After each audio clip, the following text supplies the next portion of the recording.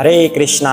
सभी का स्वागत है। भगवत गीता का सुंदर पाठ चल रहा है। छठा अध्याय ध्यान योग। श्री कृष्ण हमें ध्यान योग के बारे में बता रहे हैं। शुरुआत इसकी हुई थी कृष्ण भावना भावित कर्म से। तो श्री कृष्ण अब हमें बता रहे हैं कि मन को कंट्रोल में करना है। मन को कंट्रोल में क्यों करना है? मन ही सबसे बड़ा शत्रु है और मन ही सबसे बड़ा मित्र है, क्योंकि मन अगर कंट्रोल में हो गया तो वह हमारा मिलन परमात्मा से करवाएगा। हमारा जो ध्यान है, योग पद्धति से जो हम ध्यान लगाते हैं ईश्वर का, तो हमारा ध्यान ईश्वर में लग जाएगा। अगर हमने मन को कंट्रोल में किया हुआ है तो मन हमारा सबसे अच्छा मित्र हो जाएगा। लेकिन अगर मन को कंट्रोल में नहीं किया तो वह हमारा ध्यान ईश्वर से हटाकर सांसारिक वस्तुओं में लगाएगा। तब हमारा मन हमारा सबसे बड़ा शत्रु होगा, क्योंकि वह हमारे भगवत धाम जाने के मार्ग में रोड़ा अटका देता है। ऐसा श्री कृष्ण बता रहे हैं।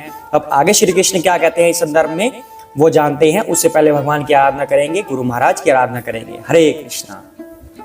ओम अज्ञानतिमिरान्धस्य ज्ञानाञ्जनशलाकया चक्षुरुन्मीलितं येन तस्मै श्री गुरुवे नमः। श्री कृष्ण चैतन्य प्रभु नित्यानंद श्री अद्वैत गदाधर श्रीवासादि गौर भक्त वृंदा। हरे कृष्णा कृष्णा कृष्णा हरे हरे, हरे राम राम राम हरे हरे। हरे कृष्णा। आइए आप पाठ आगे बढ़ाते हैं। जितात्मनः प्रशान्तस्य परमात्मा समाहितः शीत उष्ण सुख दुखेषु तथा मान अपमानयोः। हरे कृष्णा। जिसने मन को जीत लिया है उसने पहले ही परमात्मा को प्राप्त कर लिया है, क्योंकि उसने शांति प्राप्त कर ली है।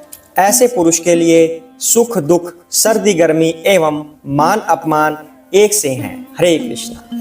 श्री कृष्ण यहाँ पर बता रहे हैं जिसने मन को जीत लिया है, जिसने मन को कंट्रोल में कर लिया है, उसने पहले ही परमात्मा को प्राप्त कर लिया है।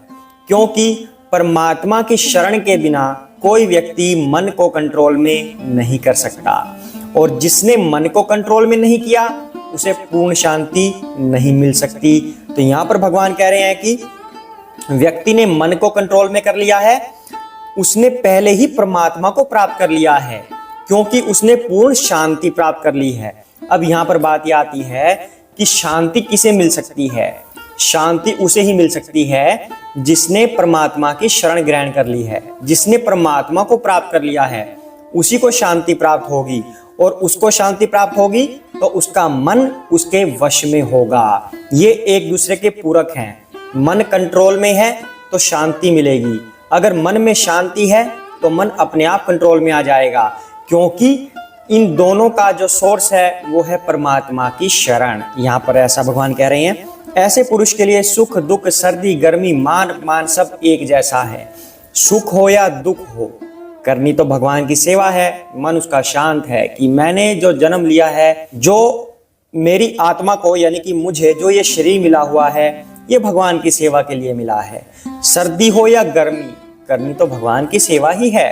तो मन शांत है, उसका मन शांत है, इंद्रिय कंट्रोल में है, इसलिए उसको अद्भुत शांति है कि मुझे तो भगवान की सेवा ही करनी है। गर्मी सर्दी से क्या फर्क पड़ता है, मान अपमान से क्या फर्क पड़ता है, मैं तो भगवान का दास हूँ, भगवान मेरे स्वामी हैं।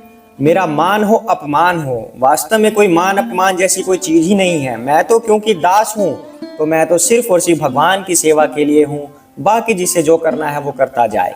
इस तरह से भाव हो जाता है इंसान का, अगर वह अपने मन को कंट्रोल में करता है, परमात्मा की शरण ग्रहण करके और शांति को प्राप्त कर लेता है। हरे कृष्णा। ये भगवान यहाँ पर कह रहे हैं, यानी कि मूल सोर्स क्या है, हमें क्या करना चाहिए? हमें भगवान की शरण ग्रहण करनी चाहिए। बाकी दो कार्य तो अपने आप ही हो जाएंगे, मन वश में भी हो जाएगा और शांति भी हो जाएगी। इसलिए श्री कृष्ण की शरण हमें ग्रहण करनी चाहिए, तो हम इसी जीवन में अद्भुत शांति का अनुभव करेंगे। इसी जीवन में हम गोलोक वृंदावन जैसा जीवन जीने लगेंगे। हरे कृष्णा। आज के लिए हम इतना ही करते हैं। तो आज के इस पाठ में हमें ये पता चला है कि हमें परमात्मा की शरण ग्रहण करनी चाहिए अगर हमें अपने मन को वश में करना है और अद्भुत शांति की प्राप्ति करनी है।